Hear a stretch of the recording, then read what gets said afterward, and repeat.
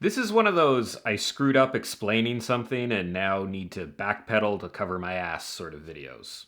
So, on the recent 5 plot something issue problem whatever trouble video, I talked about front loaded exposition as one of the potential plot problems. And there were a lot of comments on that video about that particular point.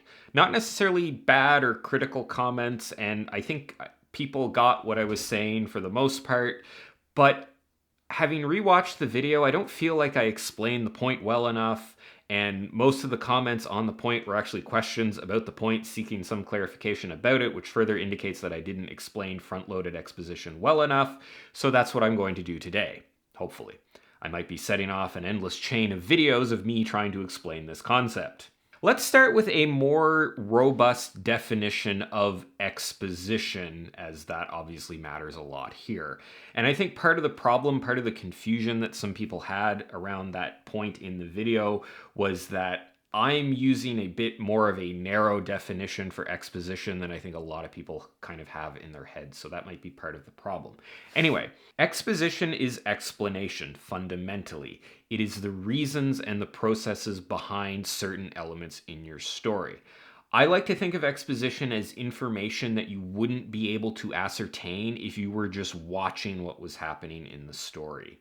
If you're in the speculative fiction space, so sci-fi, fantasy, there's obviously going to be a bunch of world-building exposition stuff. Character backstories can also be considered exposition stuff. If you have a culture or your story takes place in a country or in a different time period where things are different from what your audience would normally experience in their day-to-day life, there's going to be a bunch of exposition information around that. Exposition is any sort of explanation or additional information beyond what's directly being described in the story. Explanation is obviously important for answering questions, but explanation is not necessarily beneficial, especially early in a story. Reader connection and curiosity are generally more important things to foster in the first few chapters. Expository information is not necessarily great at creating either curiosity or an emotional connection in the reader.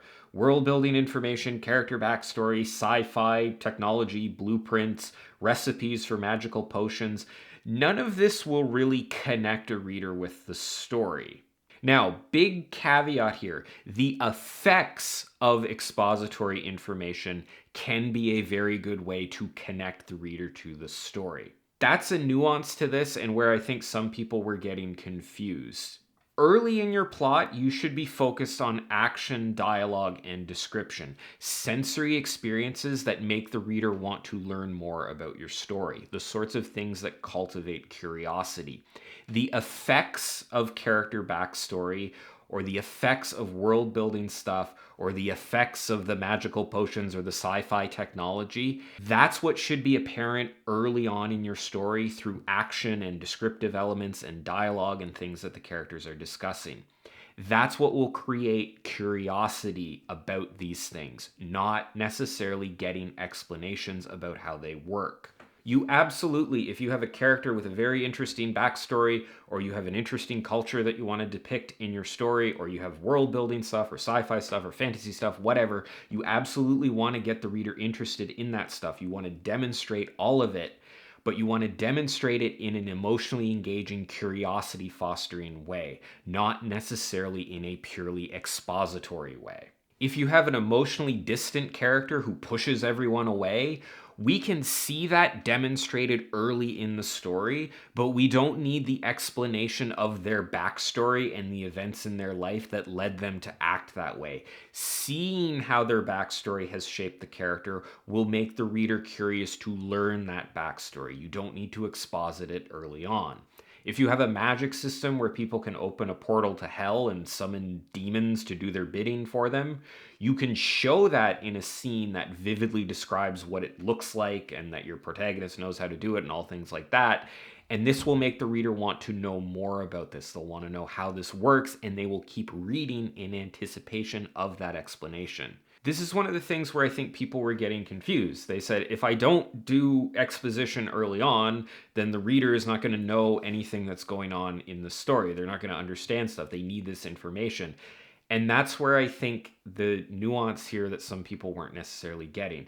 You can describe and have action and demonstrate the things that you want to exposit about, but expositing about them early on in the story is not necessarily something that you want to do. When you have something cool or interesting in your story, you don't want to reveal too much of it too early on.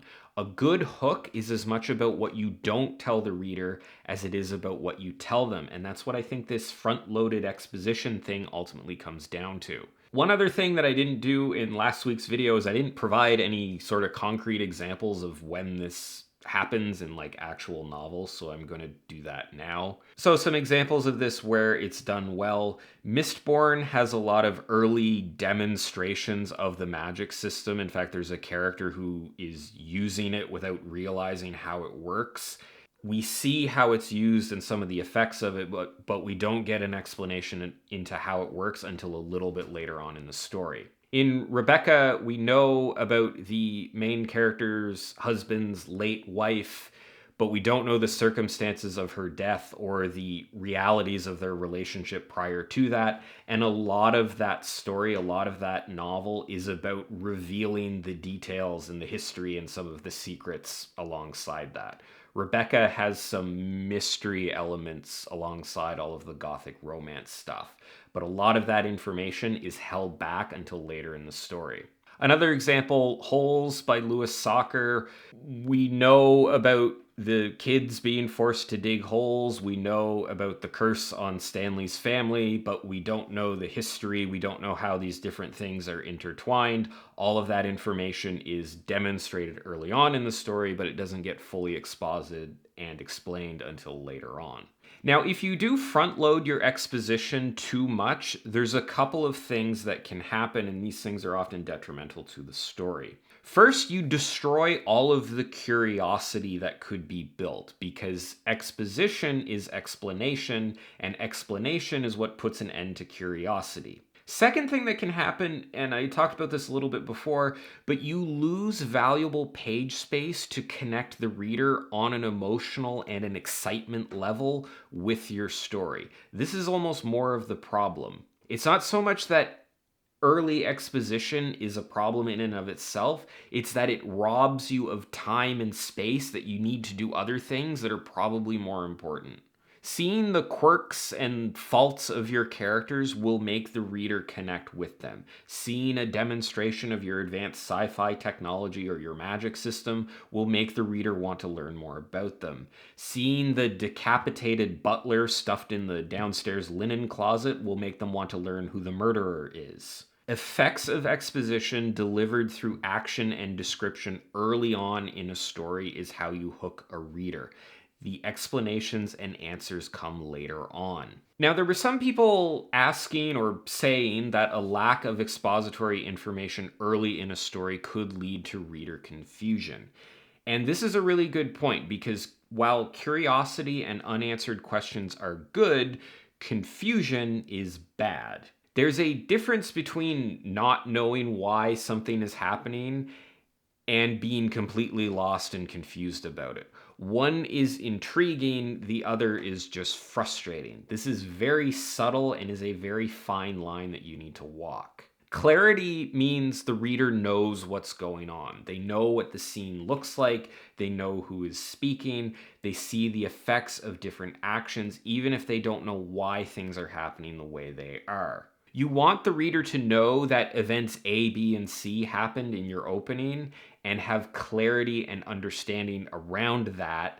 But piecing together and following the events doesn't necessarily mean knowing the reasons behind everything. That's a fine line to walk, and there are a lot of subtle ways to signal to the reader that they don't necessarily need to know everything yet and that that's okay. What you don't want is you don't want the reader feeling like they're missing things. You want them to feel like they are getting all the information they're supposed to be getting, and what they aren't getting will be explained later on. When people often say they want early exposition, I think it's more so because they don't want to deal with the frustration that comes from this level of confusion. Speaking of frustration and confusion, this video is coming to an end. So I guess your confusion and frustration will also come to an end, hopefully. Anyway, so there you have it. I hope the second time around I did a much better job explaining this. I'd love to hear what you think about this in the comments down below. If you want to see more stuff like this, you can check out all my other writing advice related videos and subscribe to my channel. As always, thanks for watching, and I will see you next time.